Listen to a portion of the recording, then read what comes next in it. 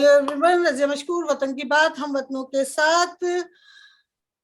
आज हम एक बार फिर सब लोग हाजिर हैं यहाँ पर आपसे बात करने के लिए, आवाम से बात करने के लिए, अपने लोगों से बात करने के लिए, क्योंकि हम ये देख रहे हैं कि पॉलिटिक्स में पहले इस मुद्दों पर बात होती थी, चुनाव मुद्दों पर होते थे, फिर पॉलिटिक्स रिलीजन पर शुरू हो गई और उसके बाद अब विमेन एक एक बहुत बड़ा इशू बन गया है हमारे मुल्क का, हमारे पॉलिटिक्स का, हिंदुस्तान में खास तौर से। तो हमारे पास बहुत सारे लोग आज मौजूद हैं। हमारे पास शीबा इस्लाम फहमी हैं, आप सब जानते हैं उनके बारे में। वो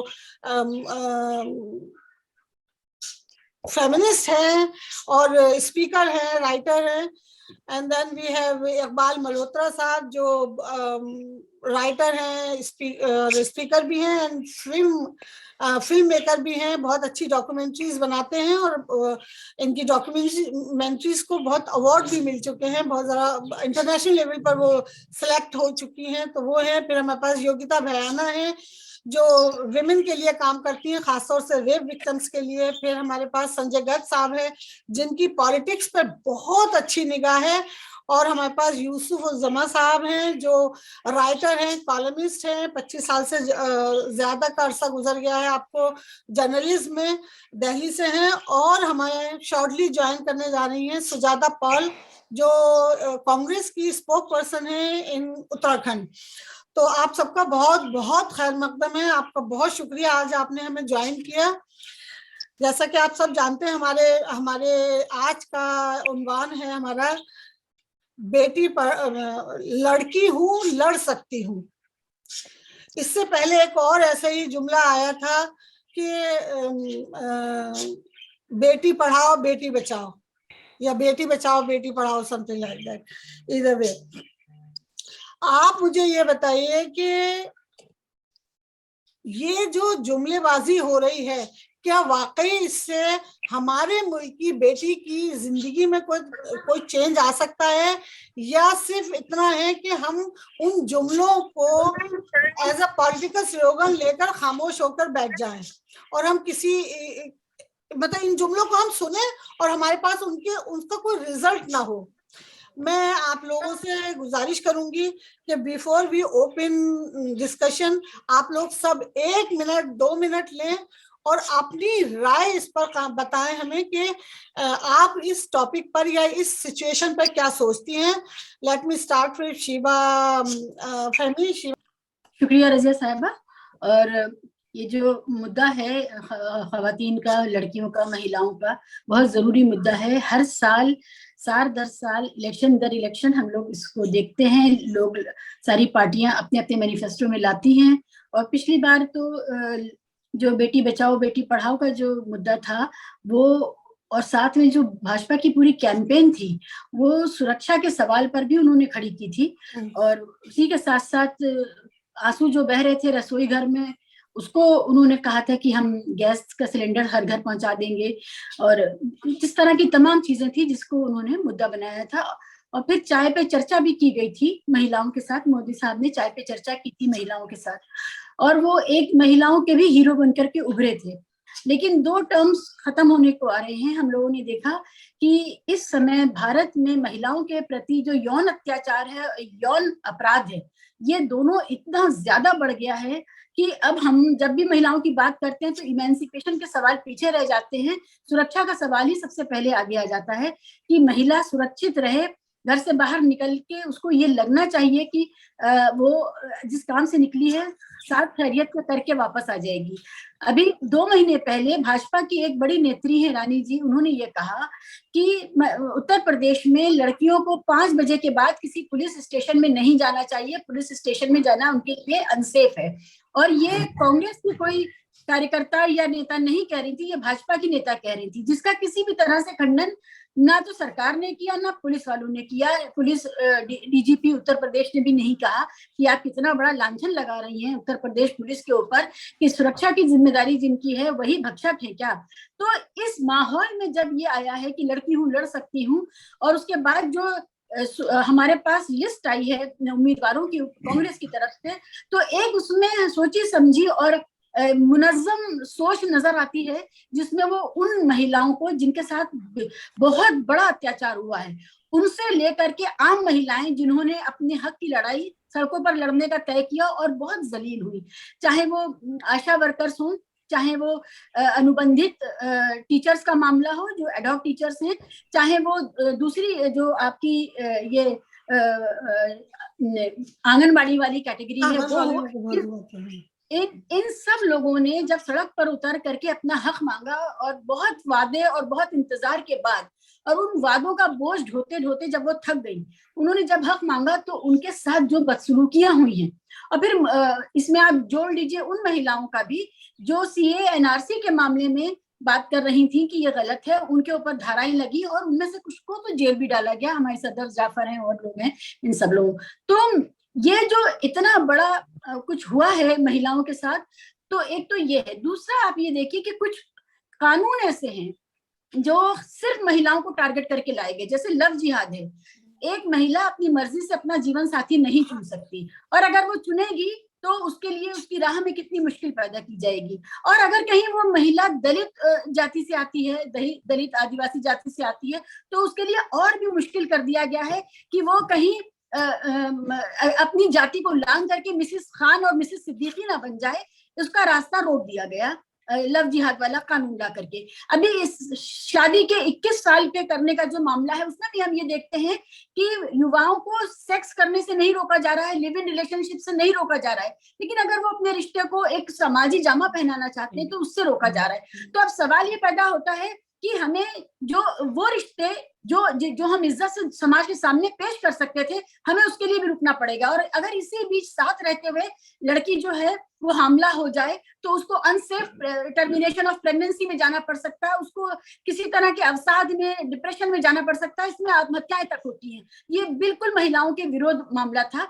चाइल्ड मैरिज ना रोक पाने वाली ये दुनिया, ये सरकारें हमारे उन लड़कियों को जो कि अपनी शऊर से अपनी मर्जी से फैसले करना चाहती है, सिर्फ उनको रोक रही है। माँ बाप जब चाइल्ड मैरिज करते हैं तो कोई उनको नहीं रोकता, आज तक कोई एफआईआर नहीं करवा रहा है, बल्कि जज और आईपीएस और नेता सब आशीर्वाद दे रहे होते हैं उसी महफिल में। तो ये जो सारी चीजें हैं, इनको देखते हुए लड़की हूँ, लड़ सकती हूँ, है तो बहुत आकर्षित।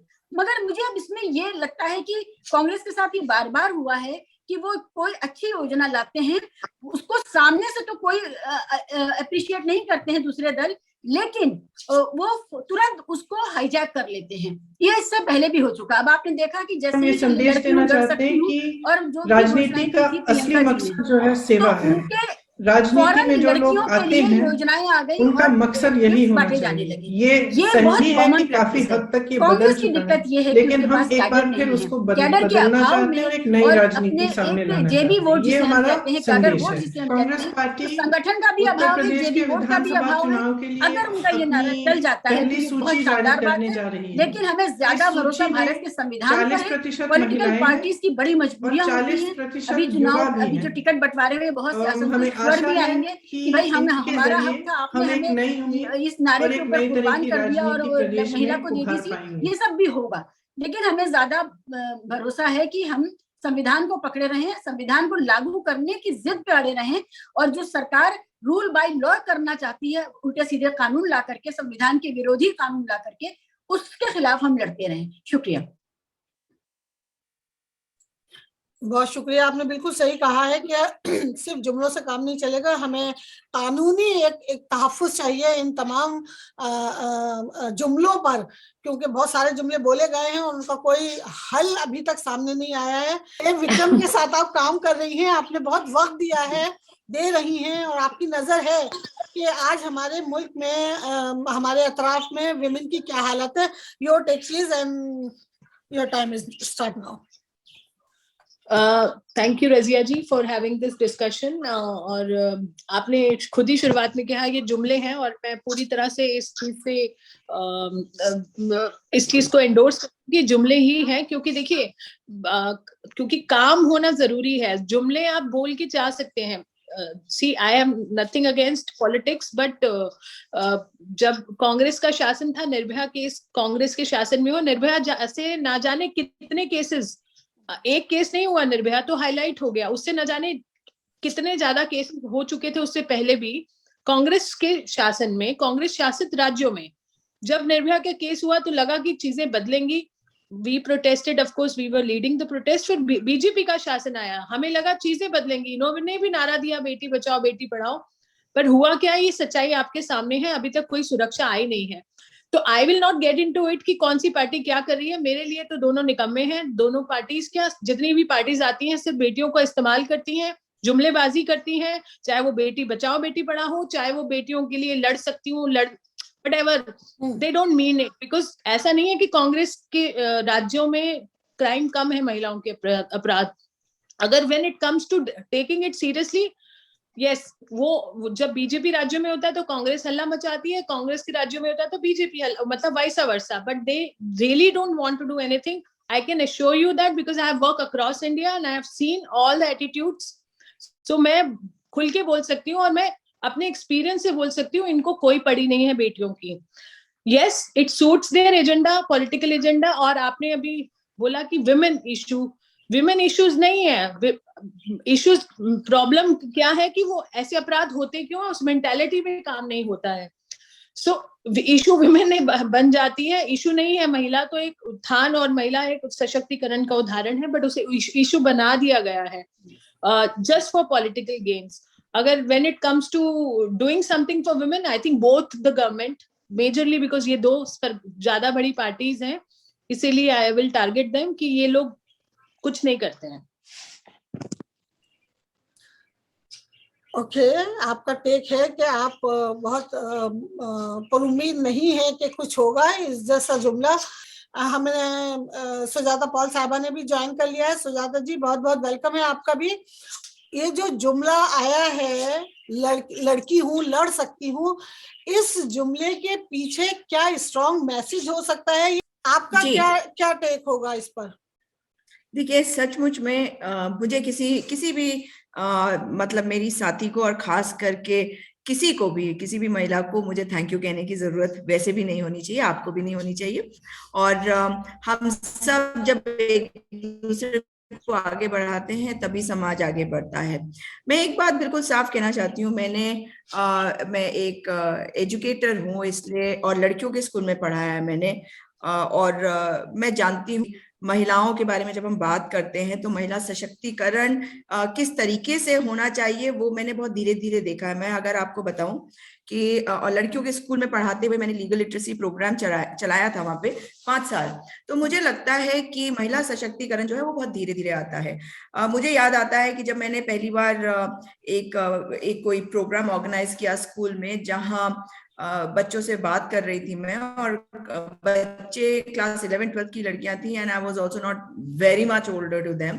सो you know when I was telling them, क्योंकि मैं उस माहौल में बड़ी हुई हूँ जहाँ पे मुझे कभी समझ ही में नहीं आया कि लड़कियां और लड़के अलग होते, मतलब I have never experienced it. So we are 2 sisters and 1 brother, but I never ever experienced it. So you know, I remember I'm talking about a school, a boarding school, जहाँ पे बहुत ही वेल टू डू फैमिलीज के बच्चे आते हैं। In fact Priyanka Gandhi ji भी वहां पे पढ़ी हैं।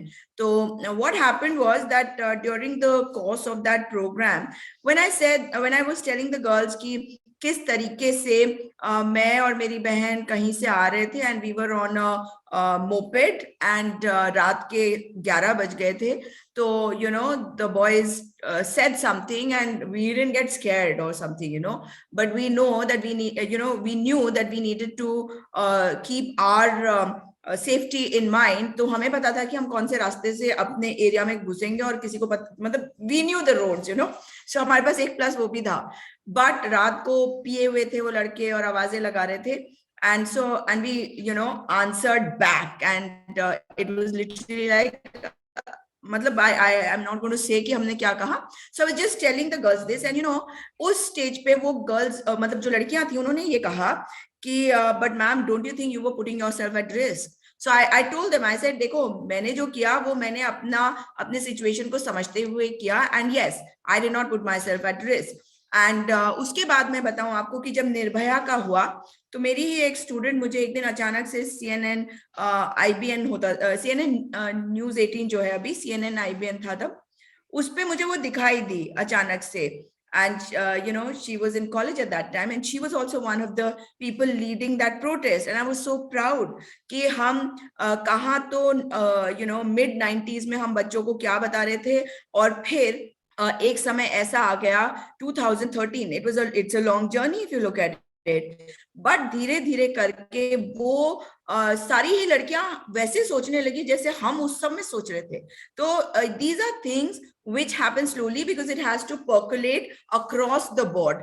और बहुत सारे लोग आज भी होंगे जो अपने समय से बहुत आगे होंगे, लड़कियों की बात कर रही हूँ मैं, क्योंकि उनके परिवार में वो माहौल मिला होगा. तो when we are talking about ये वाला जो नारा हमें दिया गया है, इसको मैं मात्र एक जुमला नहीं मानती हूँ, जबकि मैं उसका नेगेटिव्स भी आपको बताऊंगी. Being in politics myself, I have been a social activist for the longest period of time. I joined the Congress party only in July 2021. जबकि मैं कांग्रेस बैकग्राउंड से आती हूँ. My mother was in the Congress and I kept refusing because I didn't want to get tied down. Social activist जो होता है वो अपने तरीके से बोलता है, वो हर पार्टी को टारगेट भी कर सकता है.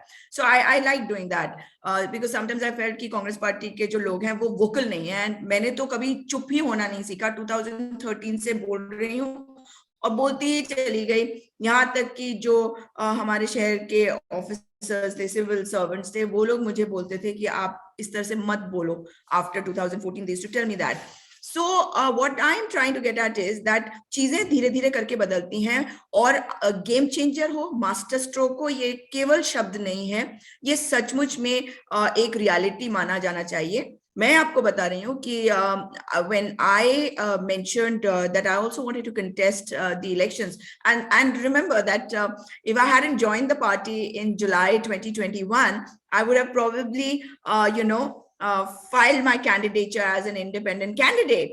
But today मेरा एनिमी जो सामने खड़ा है, वो मुझे पता है कि वो महिलाओं के बारे में क्या सोचता है, युवाओं के बारे में क्या सोचता है. So for me that is more important. My party is more important.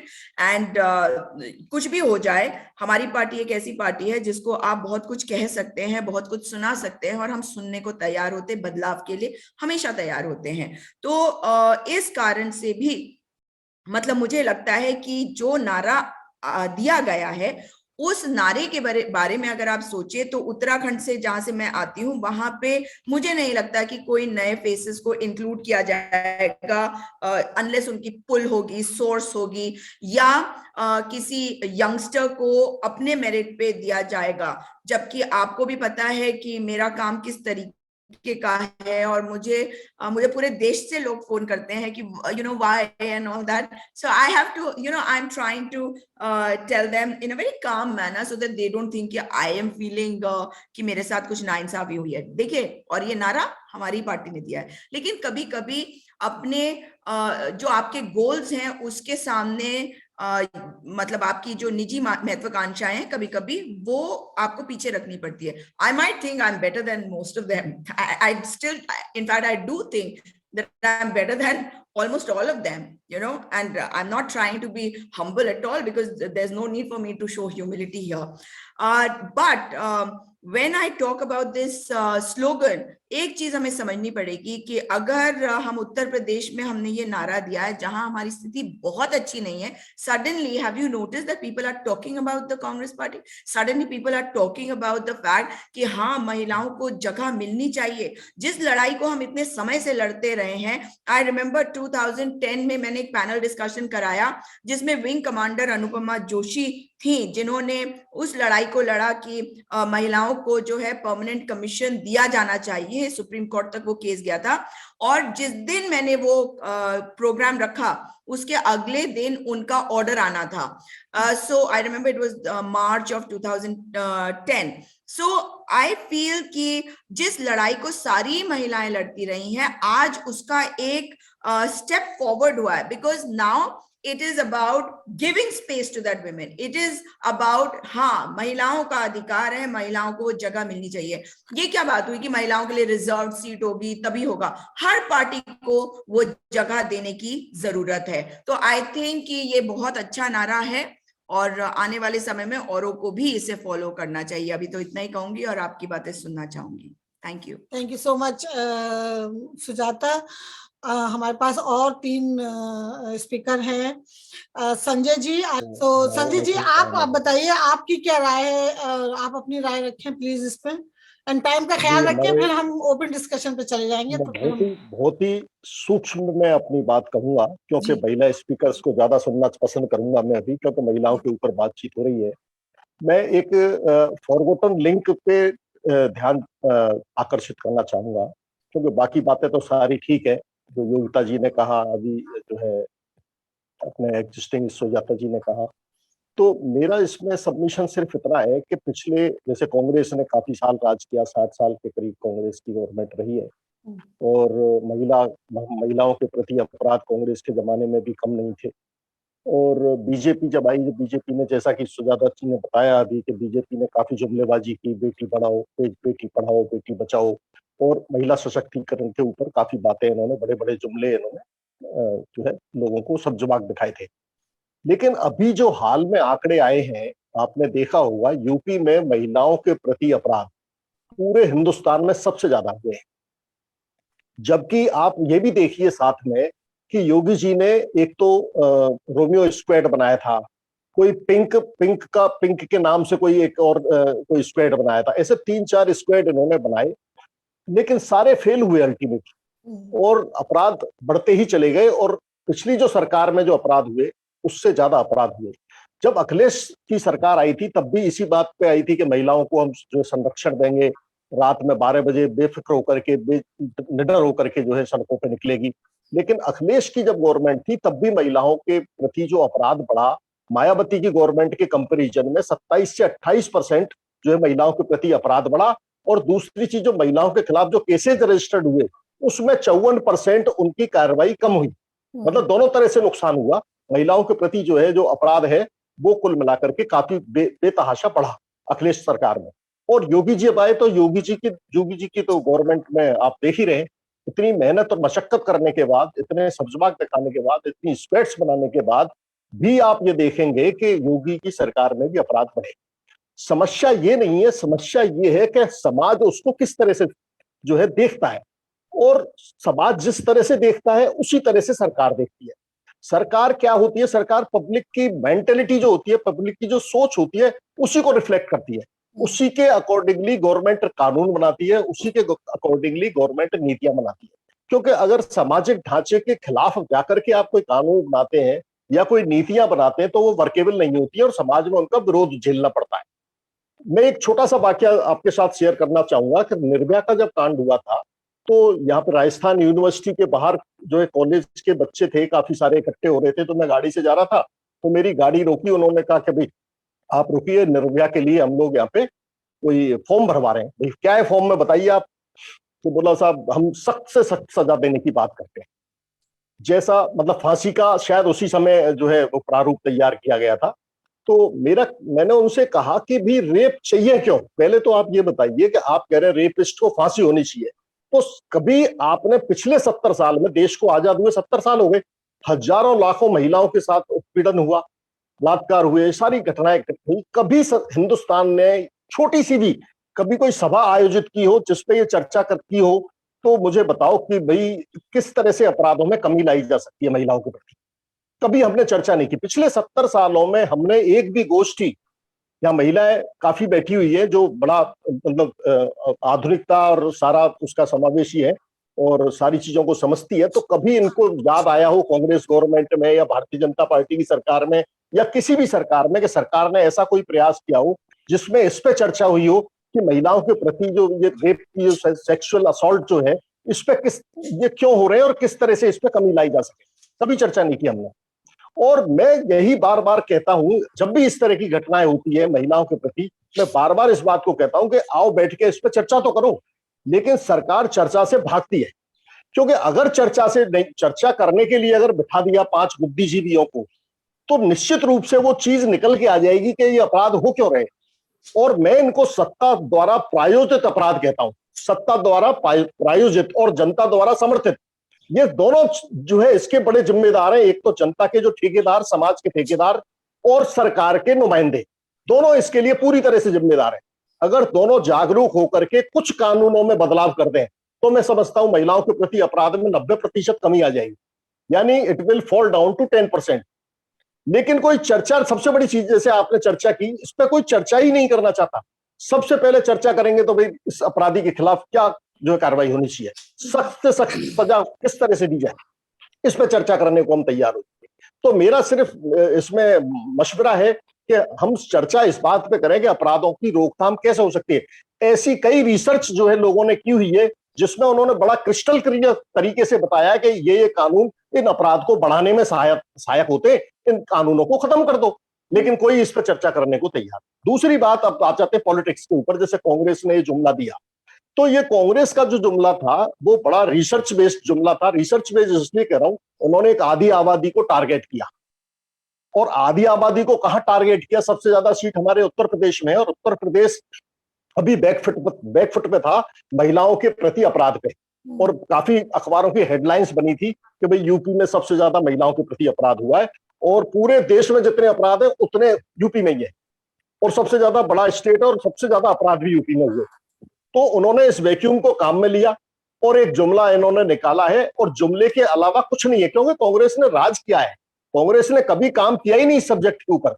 तो मैं नहीं समझता, आगे मुझे 1% भी उम्मीद नहीं है। काम होगा तो जनता की तरफ से होगा, सामाजिक संगठनों की तरफ से होगा, तब सरकार एक्शन में आती है। अदरवाइज सरकार को क्या पड़ी है कि महिला सशक्तिकरण करना है, ये तो जुमलेबाजी है। और इस तरह की नीतियां जरूर लाती है कि महिला सशक्तिकरण के लिए मैं आपको 50 कानून ऐसे बता दूंगा जो महिलाओं के उत्पीड़न के लिए बनाए हुए सरकार ने, जो डायरेक्ट अगर उन कानूनों को खत्म कर दो तो महिलाओं का उत्पीड़न ही खत्म हो जाएगा। मैं पूरी लिस्ट बना रखी है उन कानूनों, लेकिन उन पर कोई चर्चा करने को तैयार नहीं। ना महिलाओं के सशक्तिकरण की बात करने वाली महिलाओं की जो फेमिनिस्ट है वो भी इस पर चर्चा करने को तैयार नहीं है, क्योंकि उनको भी उसी में मजा आता है जिसमें जो है लोगों को आनंद आता है। तो मेरा सिर्फ मशवरा यह है कि अगर गंभीरता से हम लोग चर्चा करेंगे तो निश्चित रूप से इसका समाधान भी निकलेगा, और अपराधों में भी जो है एक रिमार्केबल कमी आएगी, ऐसा मेरा मानना है। Thank you. बहुत बहुत शुक्रिया। आप सही कह रहे हैं कि जो कुछ कानून अब तक बनते रहे हैं, अगर उनका इम्प्लीमेंटेशन नहीं है, अगर उनको लागू नहीं किया गया या उन पर सख्ती से उनको अमल में नहीं लाया गया है, तो हम चेंज की उम्मीद फिर क्या करें। लेकिन हम उनके अलावा भी एक पॉइंट छोटा सा मेरा है कि उन पर ये चर्चा करिए कि जो कानून आपने बनाए ये वाकई में महिला हित के हैं, महिला के हित के हैं या नहीं। पहले तो इसी पे चर्चा नहीं हुई, उन्होंने कानून फेंका और आपने एक्सेप्ट कर लिया। इस पे कोई रिसर्च ही नहीं हुई कि ये कानून हमने दहेज विरोधी कानून बनाया है, ये वास्तव में महिलाओं के हित संरक्षण के लिए है या महिलाओं के खिलाफ काम करेगा। इस पे कोई चर्चा ही नहीं हुई, आज तक चर्चा नहीं हुई। ऐसे सारे कानून हैं जो सरकार ने बनाए और हमने एक्सेप्ट कर लिए, उन पे कभी रिसर्च नहीं हुई कि वास्तव में महिलाओं के उत्पीड़न को रोकने के लिए है या महिलाओं का उत्पीड़न बढ़ाने के लिए है। इस पे भी चर्चा होना जरूरी है। बिल्कुल बिल्कुल, हम अभी सब लोग इस पर चर्चा करेंगे, यही करेंगे, और हम कोशिश करेंगे कुछ ना कुछ हल उसका निकले। मैं यूसुफ भाई से बात को इनवाइट करना चाहूंगी। यूसुफ साहब आप आए प्लीज और अपनी बात रखें, और इकबाल साहब फिर मैं आपके पास आती हूँ, और उसके बाद हम फ्लोर ओपन कर देंगे। जी यूसुफ भाई अनम्यूट कीजिए प्लीज। Good evening everyone. सबसे पहले तो एक डिफिकल्टी हो गई है या एक गलती हो गई है रजिया साहिबा से। मैं जर्नलिस्ट नहीं हूँ, कम्युनिकेशन स्ट्रैटेजिस्ट हूँ। हाँ राइट, करेक्ट। ये ऐसी मिस्टेक्स बहुत होती है मुझसे, सॉरी अबाउट दैट। जी अच्छा, अभी तक जितने लोगों ने भी बात किया है उन लोगों ने स्ट्रेंथनिंग द वुमेन या फीमेल जेंडर की स्ट्रेंथ कहाँ है और उन सब चीजों के बारे में बात किया है। मेरे ख्याल से it is a master stroke जो कि आप बता रही थी from the point of view of electoral politics. Electoral politics अगर हम डेमोक्रेसी में देखें तो ऑलवेज किसी ना किसी एक फिशर को या किसी एक डिवीजन को वो एक्सप्लॉइट करती है। तो ओवैसी साहब या बीजेपी जो है वो रिलीजन बेस्ड अपनी पॉलिटिक्स करते हैं, या बीएसपी या एसपी या टीएमसी जो है वो एक कास्ट बेस्ड, एक ओबीसी या पिछड़ी जाति दलित के बारे में बात करती है। अगर हम उस तरह से देखें तो ये एक सच में बहुत बड़ा मास्टर स्ट्रोक है, क्योंकि ये 50% ऑफ द पॉपुलेशन को ये फोकस कर रहे हैं। और अगर उन लोगों ने, उन औरतों ने अगर सच में ये समझ लिया कि there is something which is good for them in this, तो Congress can be a force again in UP. लेकिन एक बहुत बड़ी प्रॉब्लम है इसमें कि ये जो एक्सपेरिमेंटेशन इन्होंने किया वो सिर्फ यूपी में ही क्यों किया है, साथ साथ में गोवा, उत्तराखंड, पंजाब और बाकी मिजोरम में क्यों नहीं किया? अगर उन सब जगहों पे करते हैं और ये सच में उनके दिमाग में आता है कि जैसे डेमोक्रेसी को अगर इलेक्टोरल पॉलिटिक्स के पॉइंट ऑफ व्यू से जीतना है तो आपको अगर एक डिवीजन बनाना है तो वो हर एक जगह पे उनको ये लेके आना चाहिए था। और मिसोजिनी तो हमारे कौम में बहुत ज्यादा है। अगर ये चीज हम लोग अगर पहले देख लेते और समझ लेते, और ऑब्वियसली एक बहुत छोटी सी एक आपको एग्जांपल देता हूं, अगर एक थाने में एक सब इंस्पेक्टर आ जाता है किसी एक कास्ट का, तो वो कास्ट उस जगह पे, उस गांव में और उस जिले में जो है वो थोड़ा सा स्ट्रेंथन हो जाती है। तो अगर एमएलए, एमपी और वार्ड कमिश्नर्स अगर हमारे वहाँ वुमेन ज्यादा हो रही हैं तो स्ट्रेंथनिंग तो होगी ही होगी। ये सोचना कि वो उनमें से कितनी जीतेंगी कितनी हारेंगी, आपने एक कोशिश तो की है, और अगर ये कोशिश की है तो ये it's a real good beginning. और ये बिगनिंग अगर बाकी लोगों ने भी इसके बारे में सोचा और अगर औरतों ने इसको स्ट्रेंथन किया, इस चीज को, उन लोगों ने ज्यादा वोट दिया कांग्रेस को, तो इससे मतलब कि जैसे टीएमसी कहते हैं, हम लोग सबको ही कहता है कि उसमें दीदी के होने की वजह से the women folk they vote more than the men folk for TMC. अगर हो जाता है तो इट्स अ न्यू बिगनिंग और बहुत अच्छी एक पहल होगी इन लोगों के, और स्ट्रैटेजी के पॉइंट ऑफ व्यू से तो मेरे ख्याल से बहुत ही अच्छी स्टार्ट है। I think this is all that I would want to say right now. Okay, नहीं आपका जो ऑप्टिमिज्म है वो मुझे भी बहुत प्रोत्साहित किया उसने, क्योंकि हमें कहीं ना कहीं से शुरुआत करनी पड़ेगी। कौन पार्टी कर रही है, क्या कर रही है, इट रियली डजंट मैटर, लेकिन अगर सारी विमेन उसके सामने आ जाए, साथ आ जाए, तो चेंज हो सकता है, चेंज आ सकता है। हम आगे बढ़ने से पहले कि हम ओपन फ्लोर करें फॉर अवर डिस्कशन का, मैं इकबाल मल्होत्रा साहब के पास जाना चाहूंगी। इकबाल साहब, आप अपना टेक दे दीजिए और उसके बाद फिर हम फ्लोर ओपन करते हैं। देखिए रज़िया जी, मेरा टेक तो ये है कि पिछले कुछ 7-8 सालों में there has been a rightward movement in our politics, और ये जो राइटवर्ड मूवमेंट शिफ्ट हुआ है, इसने फ्यूडलिज्म को, और जिसे मैं कहता हूँ विक्टोरियन मोरालिटी, इसको और इंट्रेंच किया सोसाइटी के अंदर। साथ में on the other hand you see that ये आपका टेलीविजन ने सोसाइटी को काफी मॉडर्नाइज भी किया है, पर एक किस्म का ड्यूलिज्म पैदा हो गया। And on the other hand there is the issue of unemployment and frustration among the youth. तो जब आप फ्रस्ट्रेटेड होते हैं, when you are unemployed and you have no future ahead of you, तो आप ओप्रेसर बन जाते हैं। अब मैं आपको उदाहरण देता हूं कि जो ये सारे क्राइम्स अगेंस्ट विमेन होती हैं, खासकर यूपी के अंदर में, तो these are basically against Dalits and the oppressed sections of society. अब मैं आपको बताता हूं कि यूपी में 75 जिले हैं, डिस्ट्रिक्ट्स हैं, और हर डिस्ट्रिक्ट में एक डीएम है और एक एसपी है। अब आप ये देखिए कि जो योगी जी हैं, ही इज अ राजपूत और ठाकुर हैं, और ठाकुर की जो पॉपुलेशन है यूपी में वो 4% है। लेकिन जो डीएम और एसपी यूपी में है ठाकुर कास्ट से, वो 38 है आउट ऑफ 150। और जो ओबीसीज और दलित्स हैं वो 54% के आसपास हैं यूपी में। और एसपी और डीएम यूपी में दलित और ओबीसी सिर्फ 16 हैं।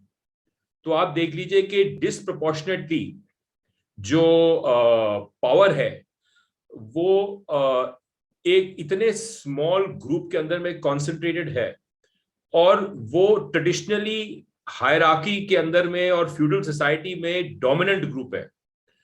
तो वो आपका जो डीएम और एसपी है, वो they are the first interface of the government with the public. तो पब्लिक के अंदर में जो आक्रोश है, that will be looked at and interpreted along caste lines, क्योंकि ये सारा जो इलेक्शन हो रहा है यूपी के अंदर में, अब ये इलेक्शन कास्ट लाइंस पे हो रहा है, क्योंकि जो ये रिलीजियस पोलराइजेशन था उसको तोड़ने के लिए ये बड़ा जरूरी था कि ये कास्ट जो है वो डिसएग्रीगेट हो जाए, क्योंकि वो सारे कास्ट एक रिलीजियस अम्ब्रेला के नीचे लाए गए थे, खासकर हिंदू सोसाइटी के। तो अब ये इश्यू है कि when power is concentrated amongst small section of society who become the oppressors because of a general frustration, और हमारी सोसाइटी में फ्रस्ट्रेशन बहुत है, इन्फ्लेशन बहुत बढ़ रही है, 5.6% retail inflation is increasing every month, unemployment is at the highest peak, और इन मुद्दों को कोई एड्रेस नहीं कर रहा और किसी को पता नहीं इसका हल क्या होगा। तो जब ये इस किस्म का आर्थिक क्राइसिस हो रहा है तो social issues and social crimes will increase. तो ये तो पॉलिटिकल क्लास को इस बात को एड्रेस करना चाहिए और एक किस्म का मतलब नेशन वाइड कंसेंसस होना चाहिए, और ये जो शिक्षा है ये स्कूलों में देनी चाहिए। हमारे जमाने में जब हम स्कूल में थे तो एक मॉरल साइंस का सब्जेक्ट होता था, अब मेरा ख्याल है वो मॉरल साइंस तो खत्म हो गया है। So there is no attempt to instill any public morality in students. Nothing at all. No civic consciousness, no public consciousness. ये आजकल का मतलब युग में ये इसके manifestations हैं। यही मैं कहना चाहता हूँ। इसमें कोई शक नहीं है कि बहुत सारी चीजें हैं जिसमें बहुत अहम मुद्दों को पद से पुश डाल दिया है, धक्का दे दिया है, पीछे की तरफ चले गए हैं। तो लेट्स डिबेट ऑन इट। हम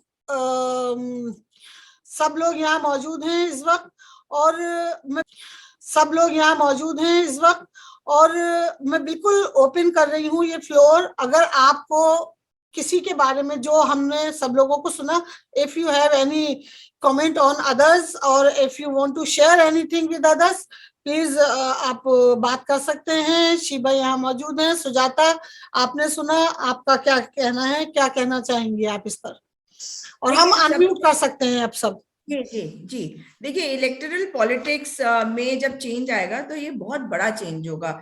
ये हमें समझना चाहिए कि विमेन्स इशू में जो बात अभी बोल भी रहे थे कुछ लोग, ऐसा मतलब अभी भी हमारे अंदर ये फीलिंग है कि ये खाली दिख तो नहीं रहा, ऐसा तो नहीं है कि कुछ नहीं होगा। पर मैंने आपको जो एग्जाम्पल दिया था शुरुआत में, वो इसीलिए दिया था कि देखिए, मैं आपको 94 के बारे में बता रही थी कि 94 में लड़कियों ने क्या कहा। उसी स्कूल की लड़कियां मुझे 2013 के दिसंबर में सड़कों पे दिखाई दे रही थी और पूरी एनर्जी के साथ उस लड़ाई को लड़ रही थी। तो मैंने वो चेंज अपनी आंख से देखा, लेकिन change always takes place over a period of time. However, जब एक मतलब पॉलिटिकल क्लास से आता है, पॉलिटिकल विल दिखता है कि नहीं, हम तो we want to promote women, which I agree. जो अभी यूसुफ जी कह रहे थे कि why not in all states, I also said the same thing. But right now, according to me, we have an opponent who is not just an opponent. The opponent is almost like an enemy, so that is more important. So rather than weakening our party by rebelling or questioning, I would rather that all of us just stand behind the party, so that वो पहले तो पहला step, उसके बाद हम इस लड़ाई को आगे ले जाएंगे, क्योंकि शुरुआत तो हो चुकी है। और एक जगह जब शुरुआत हुई, अभी कुछ दिन पहले मैंने एक वीडियो डाली जहां पे मैं कुछ फार्मासिस्ट से बात कर रही थी। There were 21,000 pharmacists who were on the streets protesting, and I was with them throughout their protest, and they resigned from the BJP, joined the Congress party. But while I was speaking to them, I made a statement I didn't even realize, because that's what I say all the time. तो मैंने उनको बोला, मैंने कहा कि मैं आपको ये जरूर कहना चाहती हूँ कि मैं मतलब एक पॉलिटिकल पार्टी में होने की वजह से नहीं कह रही हूँ, मगर समथिंग टू दैट इफेक्ट। और आई सेड मैं लड़ती हूँ और सच के लिए लड़ती हूँ। आई नेवर रियलाइज कि वो लड़ती हूँ जो पार्ट है, that will immediately strike a lot of chords at a lot of places. So a number of people on social media, in reality, they came up to me and they said, अच्छा आपने ना वही बोला ना, लड़की हूँ लड़ सकती हूँ, I never said that. So then when I went back and I checked that video, I realized what I had said. So what I'm trying to say is कि जब political class आके इस बात को कहता है तो ऑटोमेटिकली उस इशू को जो स्ट्रेंथनिंग की जरूरत है वो होती है। जब ये लड़ाई हम कोई आज से तो लड़ नहीं रहे हैं, जब से मतलब जब से होश संभाला है, यही हमने भी देखा अपने आसपास। Frankly speaking, I never understood it because मुझे पता ही नहीं था कि इतना लड़ने की कोई जरूरत पड़ती है। I have now realized that a lot of people are intimidated by me because I speak. I mean, like just because I'm a woman. I mean, like it's like unbelievable for me, and I have still not accepted it. So what I'm trying to say is कि जब electoral politics के साथ हो तो अगर कोई बोल रहा है तो वो खाली आप वहां तक मत देखिए, इसका मतलब है कि लड़की है, लड़ रही है, वो सही कर रही है। मैं एग्जांपल देती हूँ आपको पता है कि जब विमेन के ऊपर क्राइम्स होते हैं और ये मैटर्स कोर्ट में आते हैं या लड़कियां जब लड़ती हैं तो कहा जाता है कि अरे ये तो बहुत ज्यादा अग्रेसिव लड़की है। ये बात आदमियों के लिए क्यों नहीं कही जाती? मतलब जो लड़की लड़ती है उसको अग्रेसिव। अब ये वाला नारा आप उस लड़की के लिए सोचिए जो हो सकता है भारतीय जनता पार्टी के माइंडसेट की होगी, लेकिन उसे पता है मैं लड़ सकती हूँ, मतलब इसमें कोई गलत थोड़ी है, कांग्रेस पार्टी भी कह रही है। आप मेरी बात को अगर समझेंगे तो वो आपको समझ में ये भी आना चाहिए कि उसका मीनिंग खाली एक पॉलिटिकली नहीं देखने की जरूरत है, वो विमेन्स इश्यूज में एक बहुत बड़ा चेंज लेके आएगी। अब ये नैरेटिव का पार्ट हो जाएगा कि महिलाओं को आप टिकट अगर कांग्रेस पार्टी दे रही है तो बाकी पार्टीज क्यों नहीं देगी, हर स्टेट में क्यों नहीं देगी। तो यानी कि अब हम ये नहीं कहेंगे like I was talking about contesting elections and I wasn't thinking about contesting from a reserved seat. I was thinking of contesting from a normal seat. Why should I think like that? और ये stage आने में अभी समय है, लेकिन मुझे लगता है कि आप सोच के देखिए अगर कांग्रेस पार्टी को अच्छी सीट्स मिल जाती हैं आपके उत्तर प्रदेश में भी, आई एम नॉट सेइंग कि मिलेगी या नहीं मिलेगी, मैं कह रही हूँ अगर मिल जाती है तो can you imagine what it would mean? It would mean कि ये नारा जो है इसने लोगों को कास्ट पॉलिटिक्स, धर्म की पॉलिटिक्स, ये डिविजिव पॉलिटिक्स से उठाकर यूनाइट कर दिया।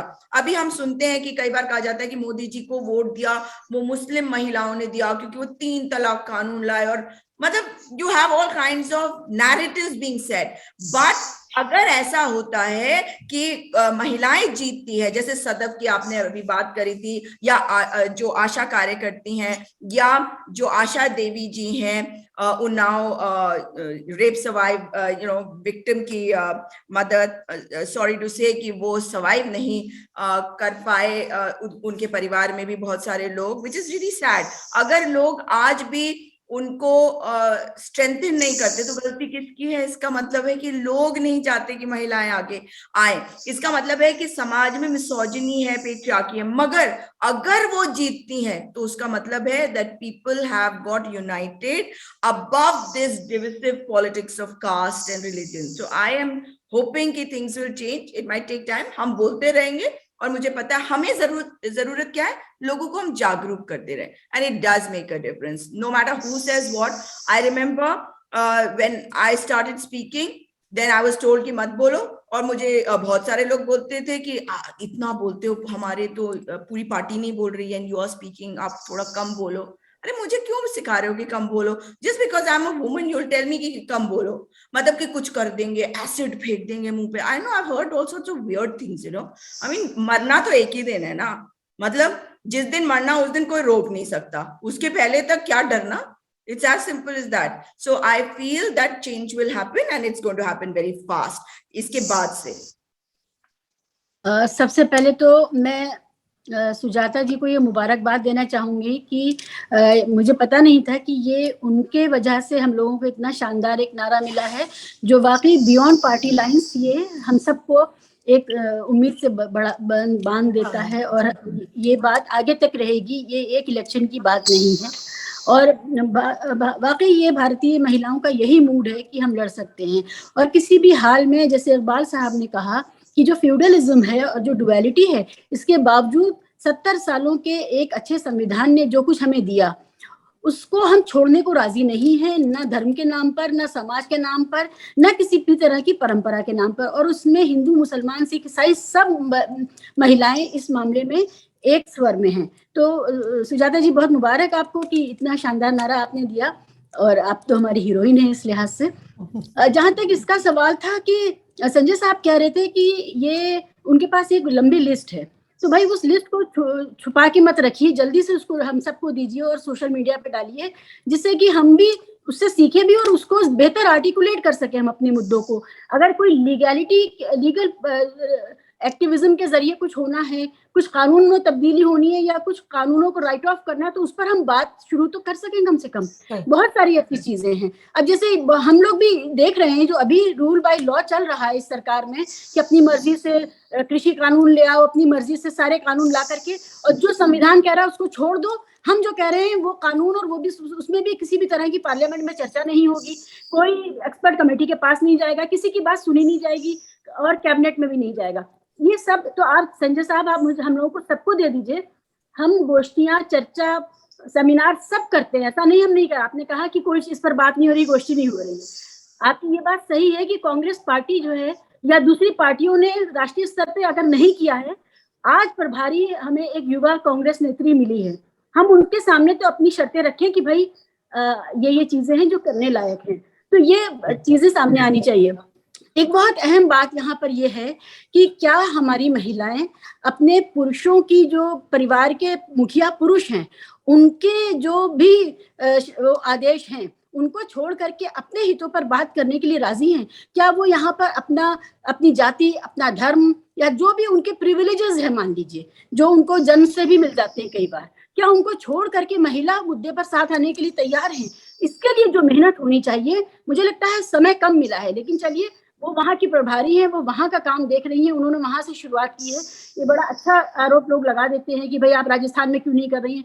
तो यही बात है कि वो जहाँ पर उनको मौका मिला है अपने लिए चीजें तय करने का, खाका बनाने का, वहां उन्होंने कर दिया है। हम कब से ये चाहते थे कि भारत में राजनीति मुद्दों पर हो, जाति पर ना हो, धर्म पर ना हो, और इस तरह की चीजों पर ना हो। पहली बार मजबूरी में ही सही कांग्रेस पार्टी एक ऐसे राजनीति करने के लिए उत्तर प्रदेश में दिख रही है, जो मुद्दों की राजनीति है, जो सवालों की, जो आम जनता के सवाल है उनकी राजनीति है। अगर जनता ने ये मौका मिस किया तो जनता अपना भी नुकसान करेगी। तो ये सारे सवाल बहुत बड़े हैं। मुझे इस समय लग रहा है कि अगर संगठन होता उत्तर प्रदेश में कांग्रेस के पास, अगर उनके ब्लॉक और उनके बूथ पर लोग होते, तो हमें बहुत बड़ा फर्क दिखता। तो ये सारी जो रियलिटीज हैं इंडियन इलेक्टोरल पॉलिटिक्स की, उसके नीचे, उसके मलबे में ये शानदार मुद्दा न दब जाए, इसके लिए जो भी हो सकता है वो हम सब लोगों को करना चाहिए। बिल्कुल करना चाहिए। इकबाल साहब कुछ कहना चाह रहे थे? मैं ये कहना चाह रहा था कि ये जो स्लोगन प्रियंका जी ने निकाला था, it's a very appreciated slogan, and it's high time that focus was on women. लेकिन इस पे दो असम्पशंस हैं। एक तो ये है कि will women override caste, family and religion and to vote for other women candidates? ये बड़ा important assumption है, और ये अब ये टेस्ट होगा इस चुनाव में कि ये वाकई हकीकत बनेगी कि नहीं। और दूसरी बात ये है कि जैसे शिवा जी ने भी कहा था, booth management is very important, और बूथ मैनेजमेंट में बीजेपी बहुत जबरदस्त स्किल्ड है। तो आपके 403 कंस्टिट्यूएंसीज हैं यूपी में, और एक कंस्टिट्यूएंसी में on the average 500 polling booth हैं। तो आपको 2 लाख बूथ मैनेजर्स की जरूरत है, जो कि ये मतलब वहां पे एक्टिव रहेंगे और देखेंगे कि ये जो लोग वोट करने जाते हैं वो किसी किस्म, खासकर जो महिलाएं हैं, they are not oppressed in any way और they are not threaten in any way. तो ये without these things this is not going to be a reality, it's just going to remain a mirage. तो ये बहुत important बातें हैं।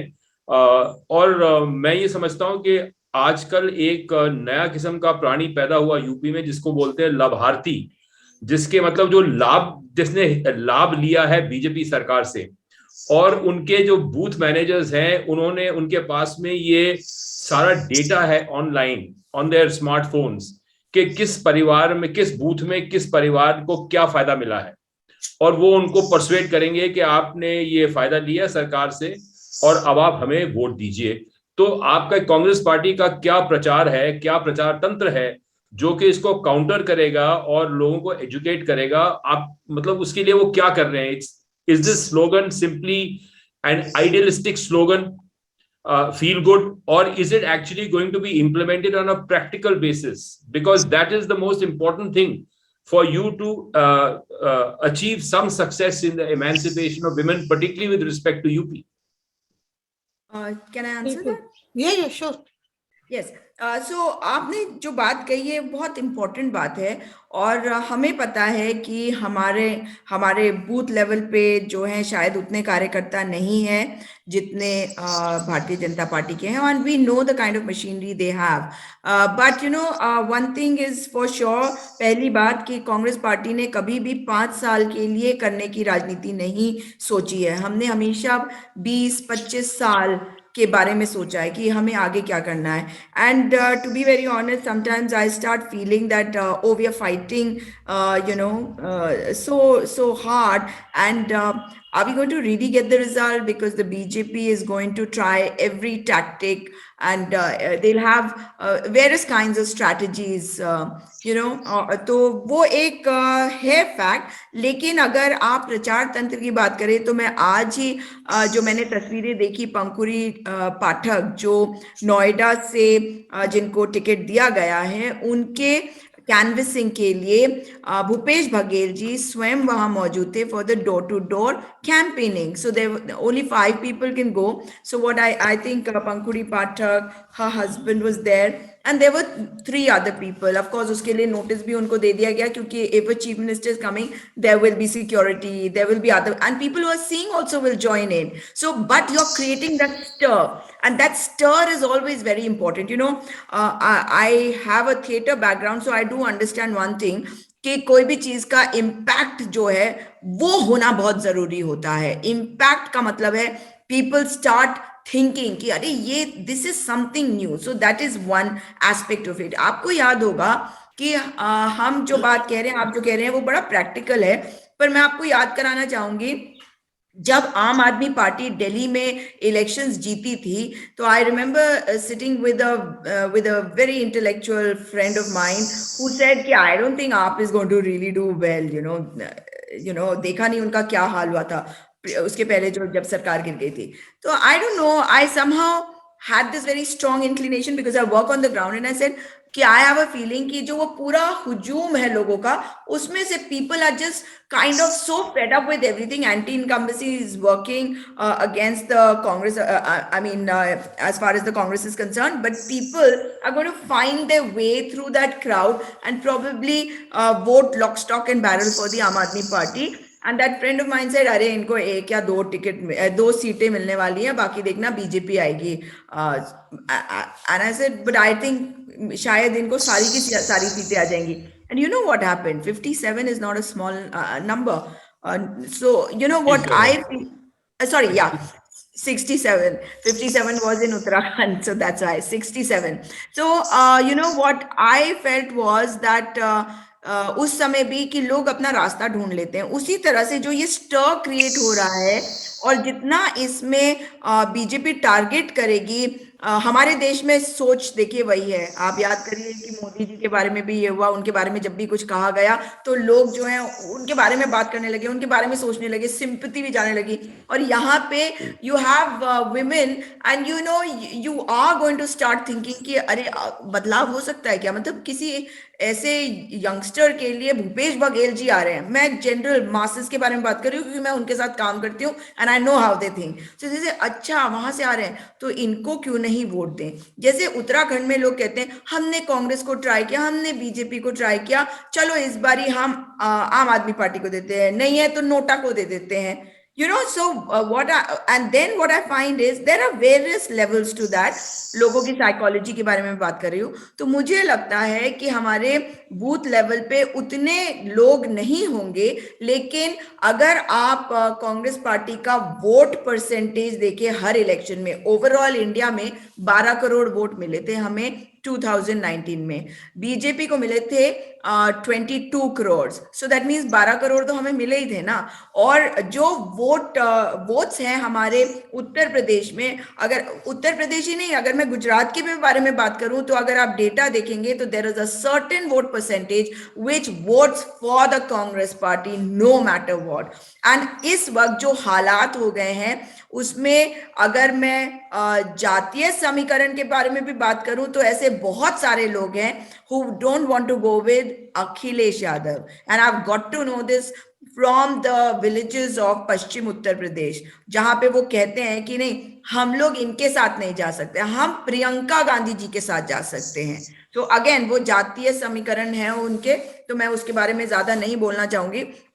लेकिन अगर हमारी सिंसियरिटी है, सोशल मीडिया है हमारे पास, अगर हमारे मतलब जितने लोग स्विच ओवर भी करते हैं, अगर उनको ये समझ में आ जाएगा कि नहीं ये चेंज पॉजिटिव है, ये पॉजिटिव जिसे कहते हैं इलेक्टोरल बैटल में एक पॉजिटिव एजेंडे के साथ एक पार्टी आई है, अगर और उसमें हमारा रोल बहुत इंपॉर्टेंट है कि हम लोगों को जागरूक करते रहे। व्हाट आई फाउंड इज, अगर आप मोदी जी को देखें तो वो अपने भाषण में एक ही चीज को 3-4 बार रिपीट करते हैं और धीरे धीरे बोल के रिपीट करते हैं।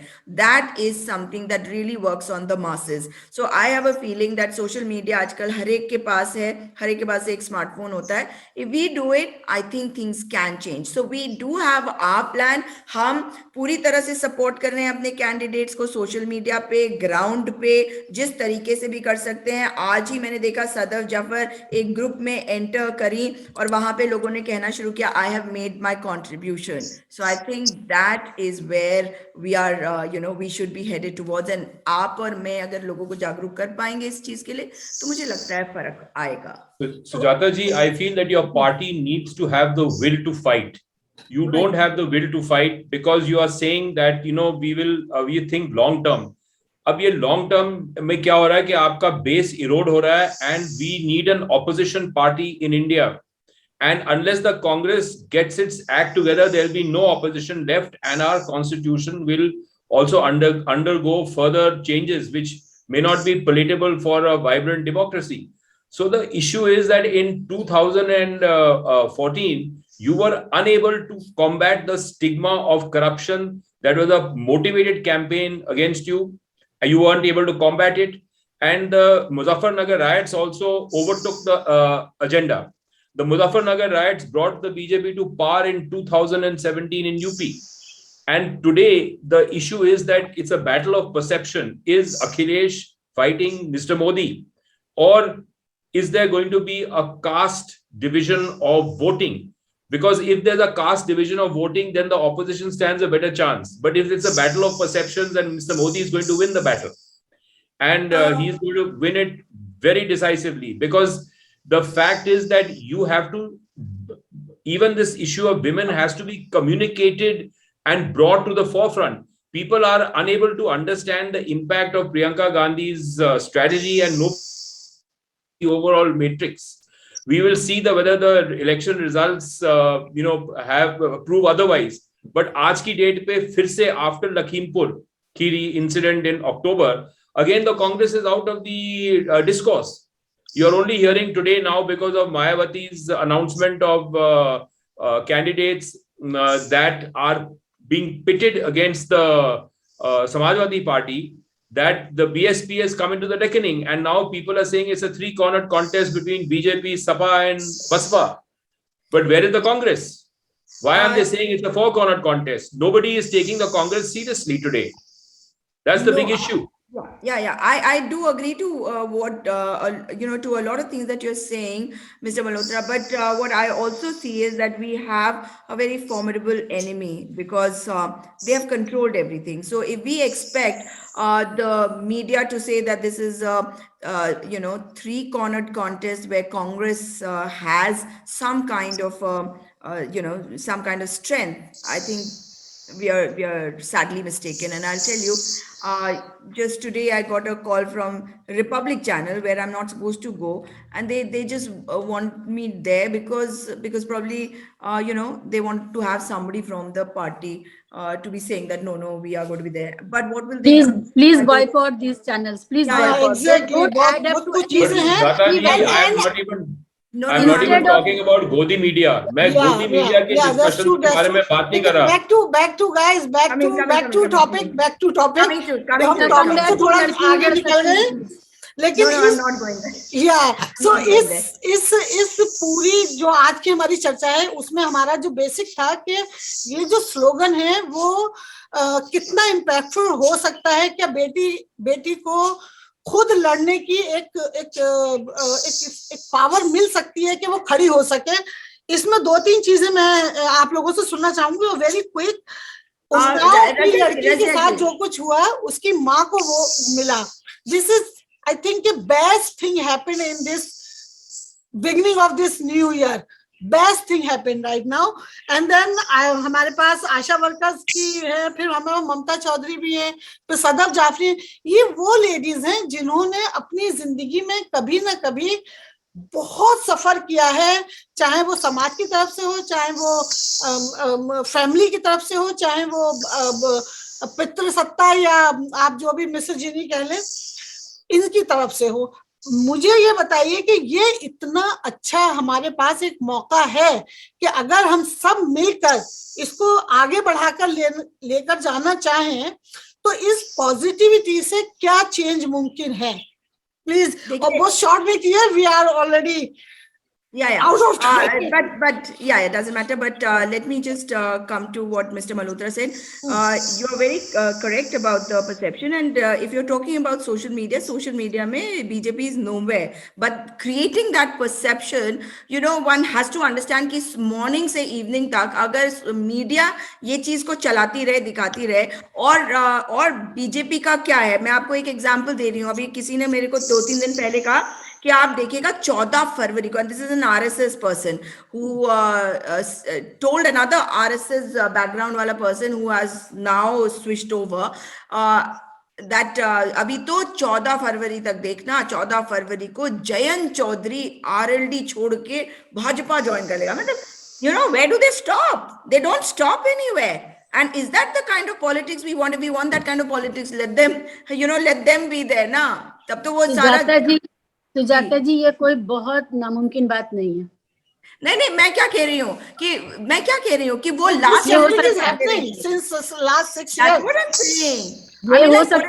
और जयंत चौधरी इलेक्शन के बाद भी ये काम कर सकते हैं. आप उन पे भरोसा नहीं कर सकते. मैं ये कह रही हूँ कि उनको देखिए ना, वो लास्ट मिनट तक यही करते हैं. अब आपको मैं अगर बताऊं कि देखिए, और एक और बात मैं मिस्टर मल्होत्रा की जवाब देना चाहती हूँ कि अगर आप देखेंगे कि किस प्रकार से बीजेपी के जितने स्पोक्स पर्सन हमारे सामने खड़े नहीं हो सकते क्योंकि they don't know what to say, they don't have any facts. उनके पास 4 या 5 चीजें होती हैं बोलने के लिए. And so they'll keep repeating that. जैसे कुछ मुसीबत आएगी तो पाकिस्तान पे चले जाएंगे, फिर वो चाइना के साथ MOU साइन किया, फिर वो Rahul Gandhi, Antonio Maino. I mean, like, are these things that you're debating about? No. लेकिन सुजाता जी, इस बार अच्छा ये हुआ है कि जनता खुद उनको बार जनता के मुद्दों पे ला रही है. वो महंगाई पर ला रही है, वो रोजगार पे ला रही है, वो स्वास्थ्य पे ला रही है. इस बार उनको नफरत पे जितनी भरोसा था, वो नफरत देखिए, वो अपने सारे कार्ड अब चल चुके हैं, वो यूज्ड कार्ड्स हैं. अब आपने मंदिर बनवा दिया, बहुत अच्छा. अब 1000 रुपए का टिकट लेके अगर उस मंदिर पे जाना है तो वो 1000 रुपए कमाने तो पड़ेंगे ना. तो ये जो कमाने वाली बात है, तो ये बहुत जरूरी. अगर कोरोना नहीं आ जाता तो हो सकता है पूरे उत्तर प्रदेश से वो बसें चला देते तीर्थ यात्रा कराने की, राम मंदिर की. ये भी उनके एजेंडे में था, लेकिन वो तो कोरोना आ गया. तो मेरा ये कहना है कि ये जनता वापस मुद्दों पर ला रही है उत्तर प्रदेश की. उनकी नफरत की जो उनको उम्मीद थी कि उनके पास एक बहुत बड़ा डिपॉजिट है और वो उस वहां से चेक काटते रहेंगे, वो नहीं चल रहा है. अब इसी में अपना शेयर क्या हो सकता है, अपना शेयर क्या हो सकता है. मैं आपको यही कह रही हूँ कि हमारे को लोगों को बोलते रहना पड़ेगा, उन्हें so that they feel strengthened. मैं आपको एक और एग्जांपल बताती हूँ. जहाँ पे एक जगह पे मैं बैठी हुई थी, वहां पे वो बीजेपी का एक था, एक कांग्रेस का था और एक कोई बंदा बैठा लिया इन्होंने, एबीपी वालों ने, उसने कहा कि मैं आम आदमी पार्टी को वोट दूंगा। You know what I realise that day was that जब मैंने जोर जोर से चिल्ला चिल्ला के, मतलब चिंगाड़ के, एंड रियली बहुत ही बिना एटिकेट्स के बोलती हूँ मैं, मतलब you know in front of all these guys, तो जब बोलना शुरू किया, what I found was that वो जो आम आदमी पार्टी बोल रहा था, वो उससे जब पूछा, सो दिस एंकर थॉट ये कहेगा आम आदमी पार्टी, ही सेड नहीं कांग्रेस को आना चाहिए। I was like what happened? So what I learned one more lesson that day was that अगर हम जोर जोर से चिल्ला चिल्ला के अग्रेसिवली बोले, it makes an impact, you know. I have been doing it of course, and हमारे सारे प्रवक्ता करते हैं, बट आई थिंक हमें डिफेंसिव होना बंद होने की जरूरत थी, जो हम हो चुके हैं। हमें अटैक मारने की जरूरत है अब सिर्फ, और वो हम कर रहे हैं। अगर आप मेरी डिबेट्स देखेंगे तो मैं कई बार बहुत जंगली लगती हूँ, मैं वैसी हूं नहीं, लेकिन मैं करती हूँ इस चीज को, बिकॉज आई नो कि जो दूसरे लोग हैं वो भी देखकर सीखते हैं और वो करते हैं इस चीज को। और ये जो परसेप्शन की बात मिस्टर मल्होत्रा कह रहे हैं, वो परसेप्शन उसी से चेंज होता है, और बिल्कुल जो मासेस हैं उनके ऊपर यही चीजें इंपैक्ट करती हैं, वेदर यू लाइक इट और यू डोंट। मतलब इमेजिन, यू नो, मतलब my family tells me, you look, you know, you're putting up a really bad show, and I think I'm putting up a really good show because I'm fighting it out, you know, because ये मेरे लिए ये आजादी की दूसरी लड़ाई है, और उसके लिए मैं कहती हूँ कि शक्ल पे जब कोई लड़ने जाता है तो कैसी हो जाती है, खरोचे हो जाती है, वैसी हो जाती है मेरी शक्ल। तो हमारे को ये करने की जरूरत पड़ेगी, लोगों को समझाने के लिए हमें बहुत अग्रेशन की जरूरत है। और शायद मिस्टर मल्होत्रा इस बात को भी कहने की कोशिश कर रहे हैं कि आप लोग बहुत ही मतलब बहुत सॉफ्ट स्पोकन हो, बहुत ही आराम से बोलते हो, मतलब you don't want to fight, we want to. Nobody contests an election for losing, but mister Malhotra, these guys are working day in and day out only to break others. अब आप मुझे बताइए, इकबाल साहब, एक छोटी सी बात कह के खत्म करूं कि this time we were not dealing with politicians, we were dealing with criminals, और ये बहुत बड़ा फर्क है। इस बात को समझने की जरूरत है कि हम इस पूरा ये जो 2 टेन्योर निकले, और उत्तर प्रदेश में जो टेन्योर है ऊपर से लेके नीचे तक, we were dealing with criminals only. और उन्होंने जिस तरह से मशीनरी का क्रिमिनलाइजेशन किया है, आप देखिए पुलिस वाला रिटायर होने से पहले वीआरएस लेता है और ज्वाइन करता है, फिर वर्दी में जो वर्दी वाले जो गुंडे उन्होंने तैनात किए, लड़के को लेकर के जाते हैं, एक छोटे से इल्जाम में लेकर के जाते हैं, 3-4 घंटे में लाश वापस करते हैं। ये हो रहा है वहां के थानों में।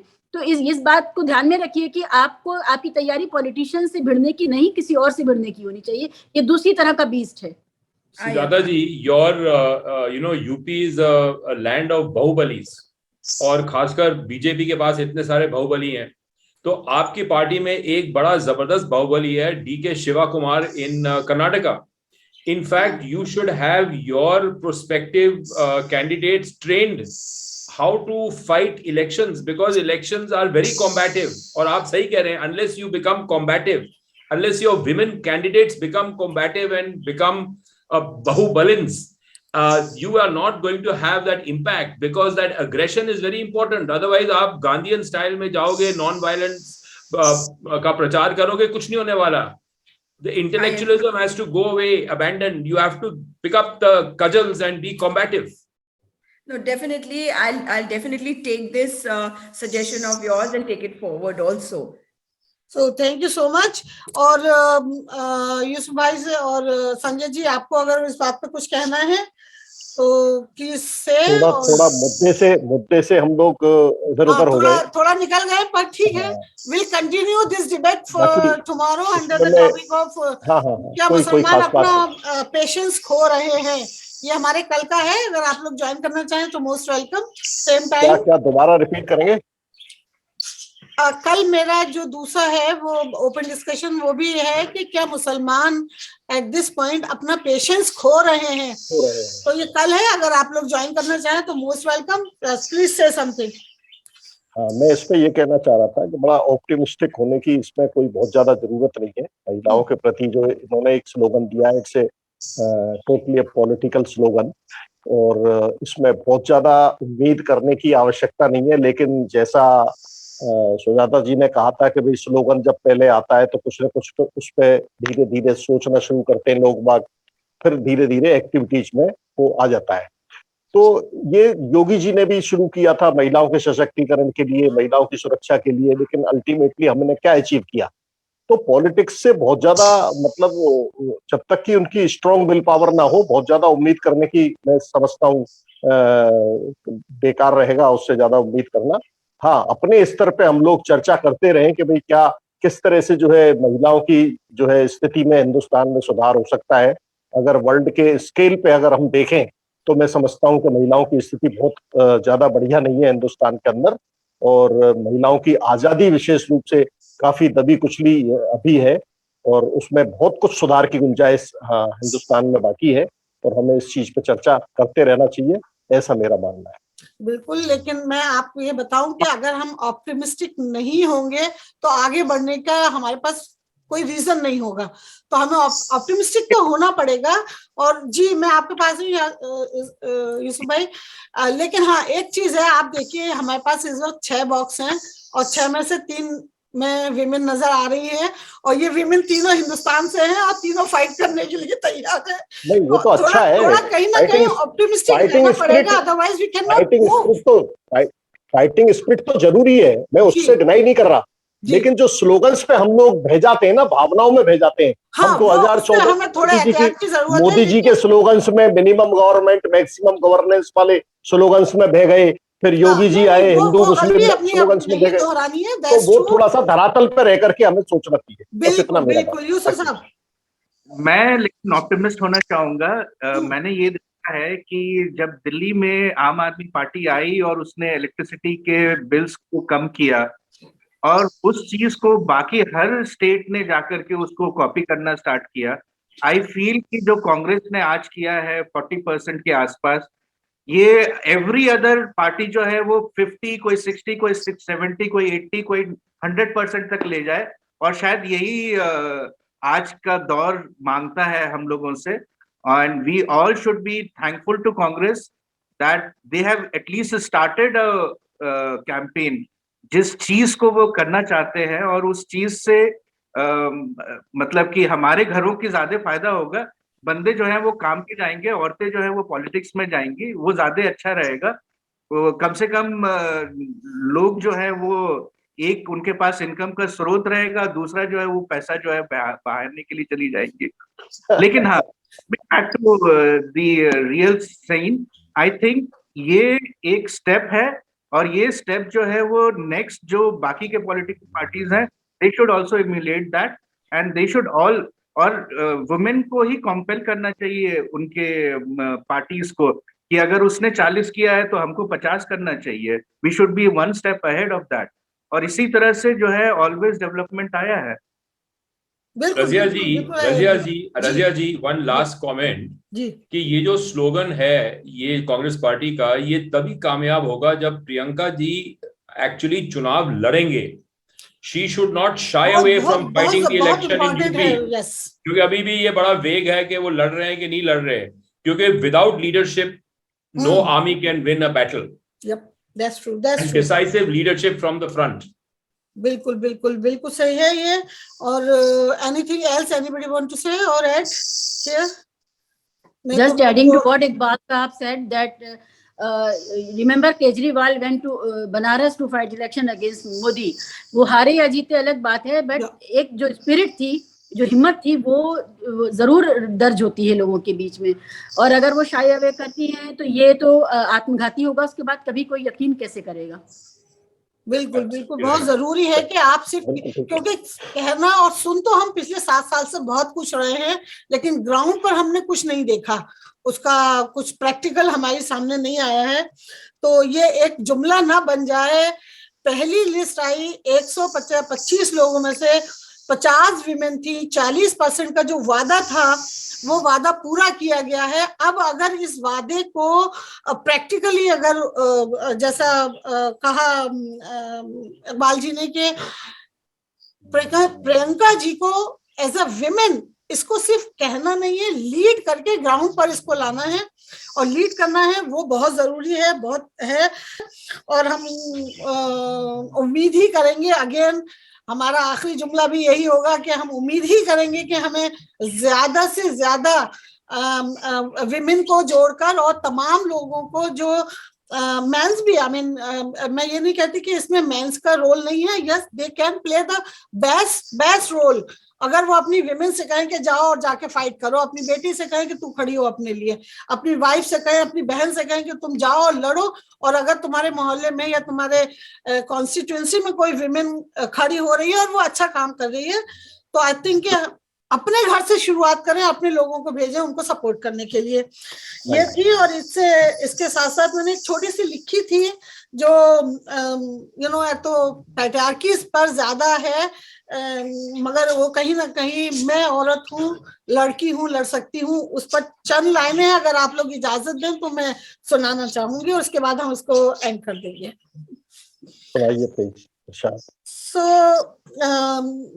जैसा कि नारा दिया है, जो लाइन है वो कोट इन्वर्टेड कॉमास में है, लड़की हूँ लड़ सकती हूँ, लड़की हूँ लड़ सकती हूँ, आगे भी बढ़ सकती हूँ, लड़की हूँ लड़ सकती हूँ, आगे भी बढ़ सकती हूँ, चुप बैठूं सन्नाटा कर दूं, चुप बैठूं सन्नाटा कर दूं, चाहूं तो तूफान उठाऊं, चाहूं तो तूफान उठाऊं, मत सोचो मैं सिर्फ लड़की हूं, मत सोचो मैं सिर्फ लड़की हूं, लड़की हूं पर लड़ सकती हूं,